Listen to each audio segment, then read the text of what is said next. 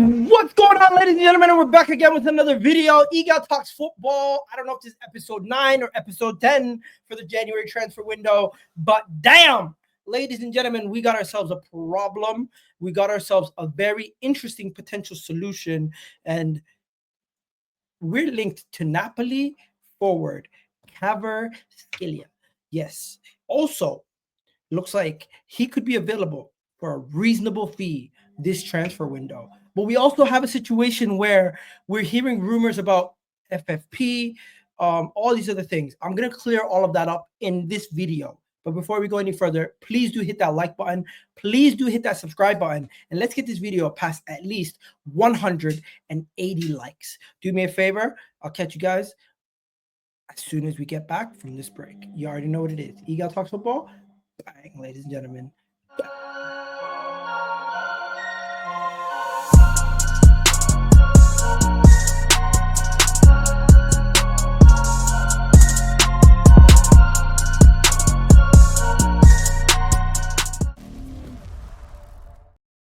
People, what's going on? It's Egal Talks Football. We're back again with another video. Today's video, we got some interesting news, ladies and gentlemen.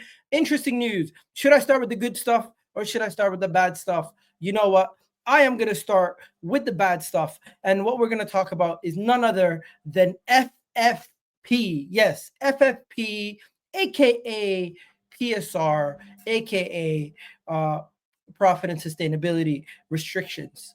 Right now, with the profit and sustainability restrictions, Arsenal were rumored to not have any issues earlier in the window, but now seems to be the opposite.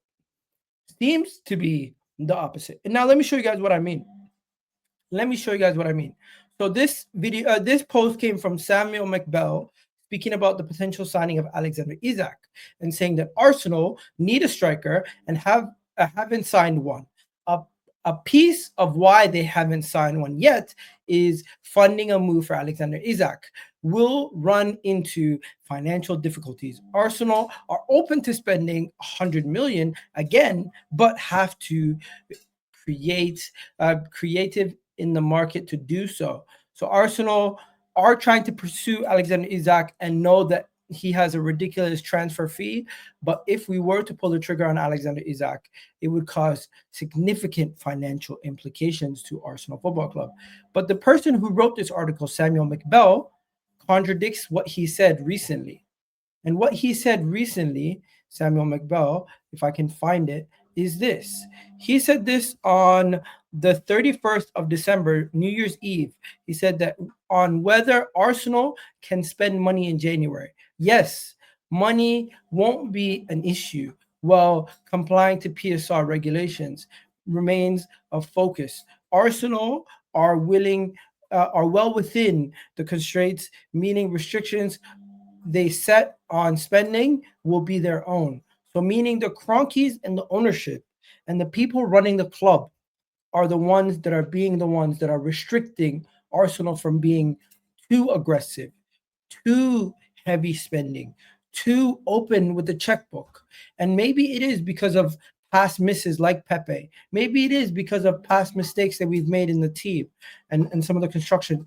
But in my opinion, if you go out and you go and get a forward player of quality for the money that we have to our disposal, would be much better than going and spreading yourself thin and getting 3-4 players that are not going to make the big difference. For example, this transfer window, we signed Calafiori, we signed Calafiori,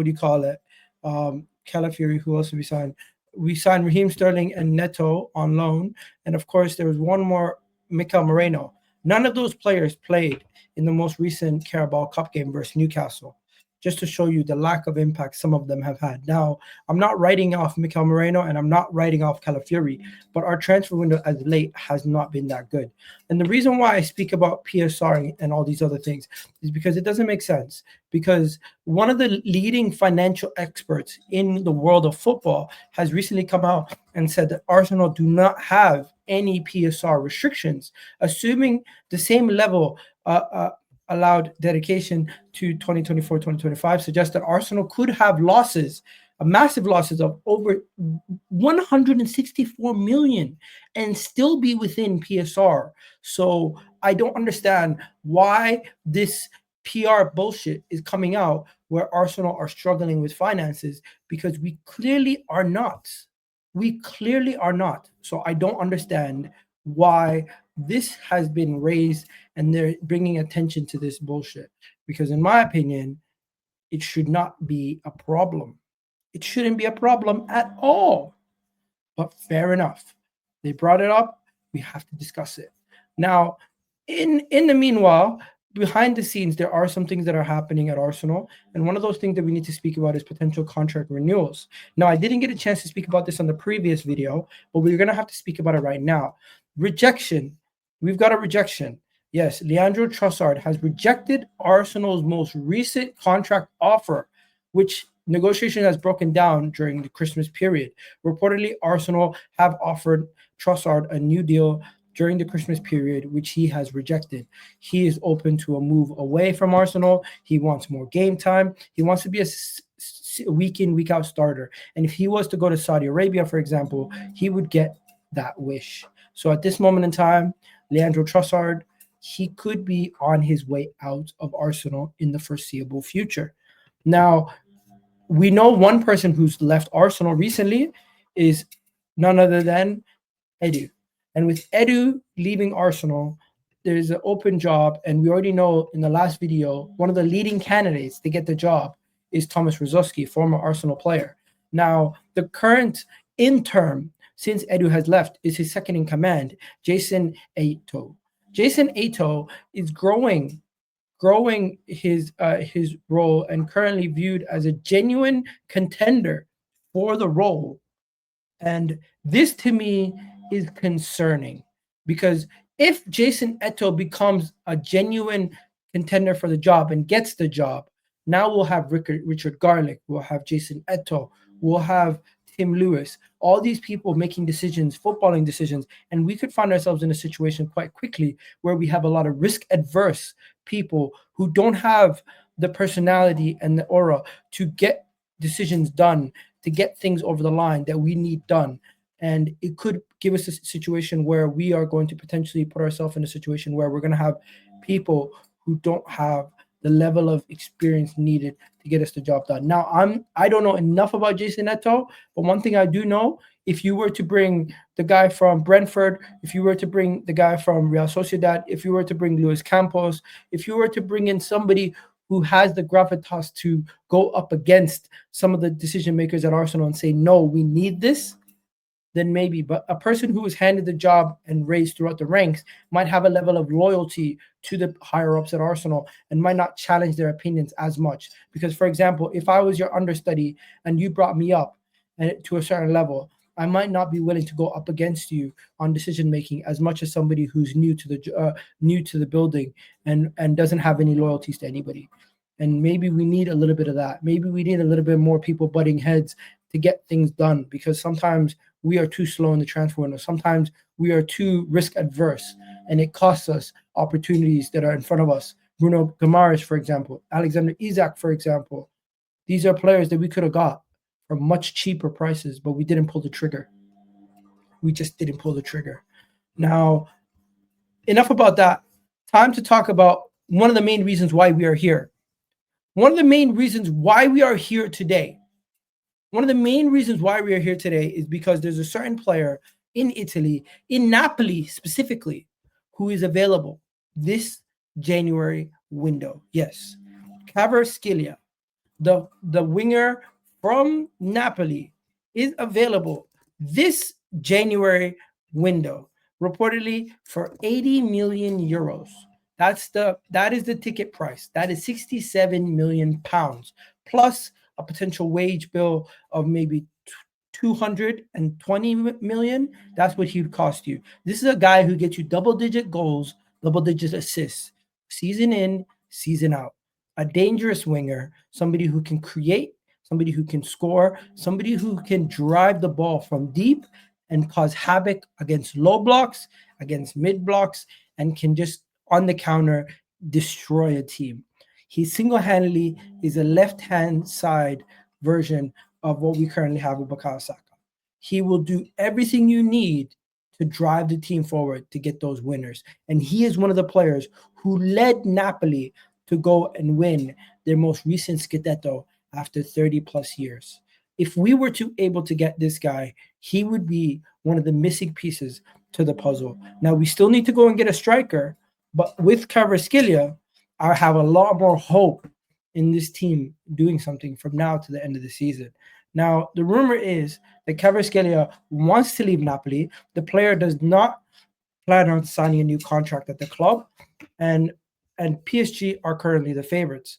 Rumor is Napoli are open to selling him, and PSG are currently negotiating with the player. Now, I personally would take him in a heartbeat. I'll take him in a heartbeat, but if we're looking at Nico Williams, he's going to get less than Nico Williams, higher transfer fee, but less wages. And there's a chance he could leave Napoli in the January window. We should be all over this. Now, I know PSG have done the groundwork for the transfer, but we need to take this and take it from PSG's noses. We need to go and snatch this from PSG. I want Kvaratskhelia at Arsenal.